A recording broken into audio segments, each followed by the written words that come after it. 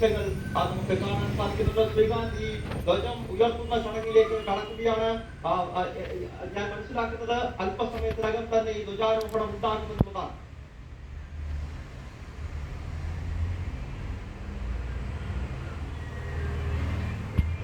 ഗൗതം 11:46 ആയിരിക്കുന്നു ഇപ്പോൾ സമയം. 11:58 ഈ ധ്വജാരോഹണ ചടങ്ങ് നടക്കാൻ പോകുന്നത്. ഏറ്റവും പ്രധാനപ്പെട്ട കാര്യം, പ്രധാനമന്ത്രി നരേന്ദ്രമോദിയും യോഗി ആദിത്യനാഥും ധ്വജം ഉയർത്തുന്ന ചടങ്ങാണ് പ്രിയപ്പെട്ട പ്രേക്ഷകർ കാണുന്നത്. അയോധ്യയിലെ പുനർനിർമ്മിച്ച രാമക്ഷേത്രത്തിന്റെ ശിഖരത്തിന് മുകളിലേക്ക് ഭാരതത്തിന്റെ ഹിന്ദുത്വ ദേശീയതയുടെ പ്രതീകമായിട്ടുള്ള പരമപവിത്ര ഭഗവത് ധ്വജം ഉയരുന്നു. അതിന്റെ ദൃശ്യങ്ങളിലേക്ക് പ്രിയപ്പെട്ട പ്രേക്ഷകർ ഒരിക്കൽ കൂടി എത്താം.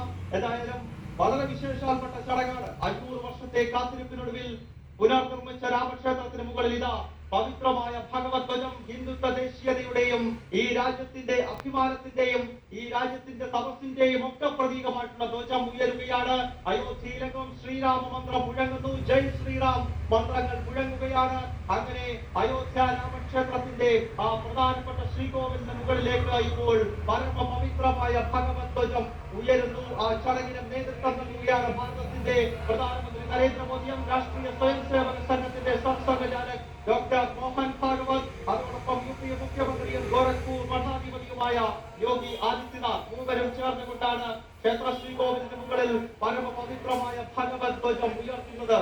ആയിരക്കണക്കിന് രാമഭക്തരെ സാക്ഷ്യം നിർത്തി രാമമന്ത്രങ്ങൾ മുഖരിതമായ അന്തരീക്ഷത്തിലാണ് ഭഗവത് ധ്വജം ഉയരുന്നത്.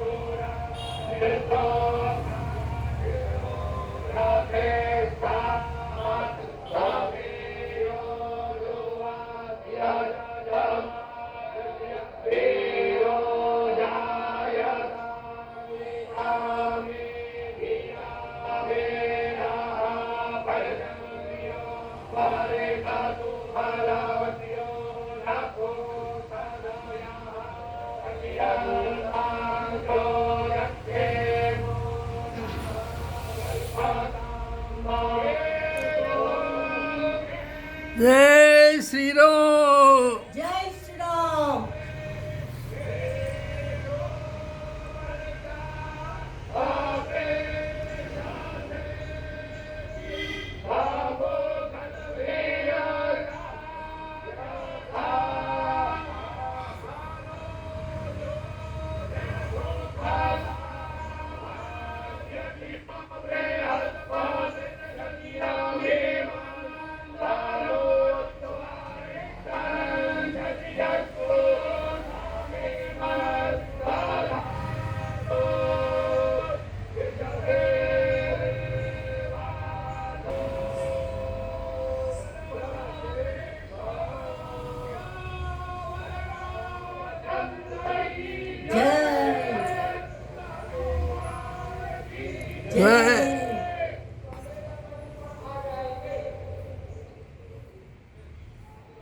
വർഷം കാത്തിരുന്ന മന്ത്രിയും സർസംഘചാലകും UP മുഖ്യമന്ത്രിയും ചേർന്നുകൊണ്ടാണ് ആ വളരെ വിശേഷാൽ ചടങ്ങ് നടന്നിരിക്കുന്നത്. പതാക 191 അടി ഉയരത്തിലാണ് പാറിപ്പറക്കുന്നത്. ഈ പതാകയ്ക്ക് അകത്ത് 3 ചിഹ്നങ്ങളുണ്ട്. അതായത് ത്രികോണ ആകൃതിയിലുള്ള പതാകയാണ്. അതിനകത്ത് ഓമിന്റെയും അതോടൊപ്പം തന്നെ ഒരു വൃക്ഷത്തിന്റെയും ചിഹ്നങ്ങൾ അതിനകത്തുണ്ട്. അതോടൊപ്പം തന്നെ ത്രികോണ ആകൃതിയിലുള്ള പതാക, അതായത് ഉത്തര ഭാരതത്തിലെ ക്ഷേത്രങ്ങൾക്ക് മുകളിൽ ഈ പതാകകൾ നമ്മൾ സ്ഥിരമായി കാണുന്നതാണ്. നേരത്തെ ഞാൻ സൂചിപ്പിച്ചിരുന്നു, നാഗര രീതിയിലുള്ള ക്ഷേത്ര നിർമ്മാണമാണ് ഉത്തര ഭാരതത്തിലേത്. ദക്ഷിണ ഭാരതത്തിലെ ക്ഷേത്രങ്ങളിൽ നിന്നും വ്യത്യസ്തമായ രീതിയിലുള്ള നിർമ്മാണമാണ്.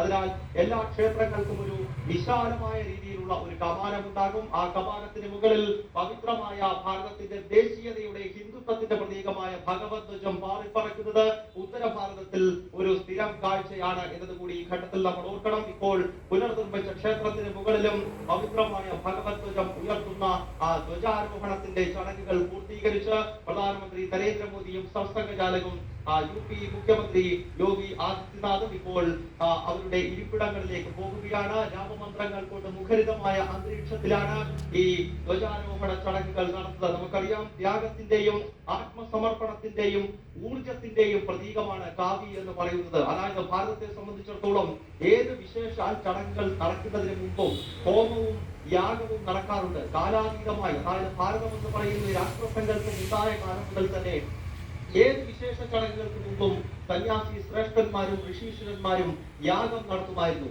ആ യാഗത്തിൽ നിന്ന് ഉയർന്നു പോകുന്ന തീയുടെ നിറമാണ് കാവി എന്ന് പറയുന്നത്. അതാണ് കാവിയുടെ ഏറ്റവും വലിയ മഹത്വം എന്ന് പറയുന്നത്. 2 തന്ത്രം അടിസ്ഥാനമാക്കി പറയുകയാണെങ്കിൽ നമുക്കറിയാം, ദക്ഷിണ ഭാരതത്തിലെ ക്ഷേത്രങ്ങളിൽ പൂജകൾ നടക്കുന്നത് തന്ത്രം അടിസ്ഥാനമാക്കിയാണ്.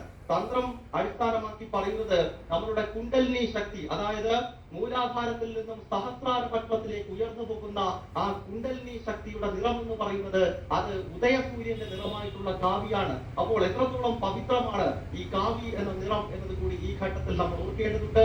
അത്രത്തോളം പവിത്രമായ ഈ രാഷ്ട്രത്തിന്റെ സംസ്കൃതിയുടെയും നമ്മുടെ രാജ്യത്തിന്റെ ആത്മസമർപ്പണത്തിന്റെയും ത്യാഗത്തിന്റെയും നേരത്തെ സൂചിപ്പിച്ച ഊർജത്തിന്റെയും പ്രതീകമായിട്ടുള്ള കാവി ഇതാ അയോധ്യയിൽ പുനർനിർമ്മിച്ച രാമക്ഷേത്രത്തിന്റെ മുകളിൽ 191 അടി ഉയരത്തിൽ അങ്ങനെ പാറിപ്പറക്കുകയാണ്. ശ്രീകാന്ത് അവരോട് ചേരുന്നുണ്ട്. ശ്രീകാന്ത്, ഇപ്പോൾ ശ്രീകാന്തിന് നേരിട്ട് ആ കാഴ്ച കാണാം. ഞങ്ങൾക്ക് ദൃശ്യങ്ങളിലൂടെയാണ്, നമ്മുടെ ക്യാമറമാൻ കൃഷ്ണകുമാർ പകർത്തുന്ന ദൃശ്യങ്ങളിലൂടെ മാത്രമേ ഞങ്ങൾക്ക് ആ കാഴ്ച കാണാൻ കഴിയുള്ളൂ. ശ്രീകാന്തിന് ആ ശിഖരത്തിന് മുകളിൽ പാറിപ്പറക്കുന്ന കാവിപ്പതാക നേരിട്ട് കാണാനുള്ള സൗഭാഗ്യം ഉണ്ടായിരിക്കുന്നു. പറയൂ ശ്രീകാന്ത്.